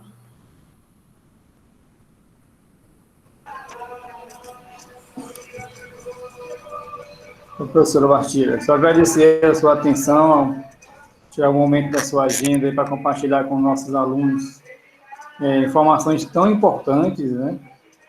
Eu lembro que quando eu era aluno de graduação, a gente fazia isso aí, mas naquela época era muito difícil, a gente não tinha internet, a gente tinha que procurar uma cópia da norma, e hoje em dia tudo mais simples, mais fácil, o compartilhamento de informações é fabuloso hoje em dia, né? Eu só tenho a agradecer a seu desprendimento e tirar essas 2 horas da sua manhã para estar compartilhando aqui com os alunos. Muito obrigado.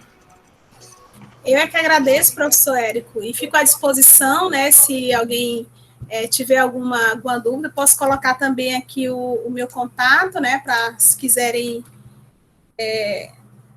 fazer alguma pergunta que no momento não queiram fazer. E aí vocês podem estar copiando, eu coloquei aqui no chat o link do Drive, né? Podem estar guardando esse link. E o professor Érico vai disponibilizar, né, professor, o link aqui do vídeo. E aí depois eu vou colocar lá no Drive também o link do vídeo, porque aí quem quiser assistir depois também, né, fica. Então, porque realmente é muita informação para pouco tempo, a gente às vezes nem consegue detalhar muito, porque...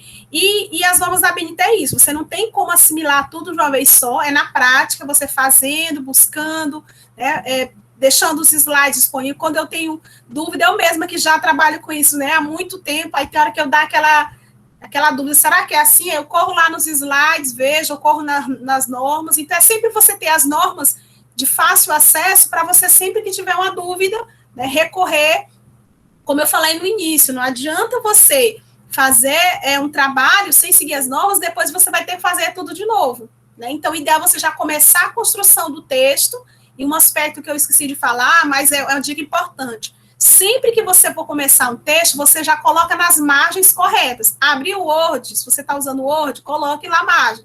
3, 3, 2, 2. 3 superior e esquerda, 2 inferior e direita. Porque se você fizer numa margem diferente, quando você abre o Word, ele nunca vai ficar na 3, 3, 2, 2. Ele vai ficar em outra formatação. Aí você depois vai ter que fazer tudo de novo. Figura sai do lugar, tabela sai do lugar. Então, já começa o arquivo nas margens que foi indicada. Se for uma revista científica, ela disse que tem que ser 2 em todas as margens. Então, coloque logo e comece o texto. Então, eu coloco sempre isso, porque às vezes você recebe trabalho e aí mexe tudo, bagunça tudo, e aí é um trabalho desnecessário, né? Então, agradecer aqui no chat, né, pela parabenização e agradecer a presença de todos também, e realmente espero que todos, né, possam, de alguma forma, contribuir na construção do trabalho de vocês.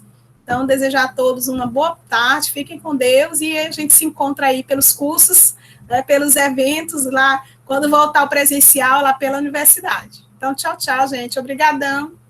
E aí eu fico aguardando o professor Érico me disponibilizar o link para passar para vocês também. Tchau, tchau. Fiquem com Deus.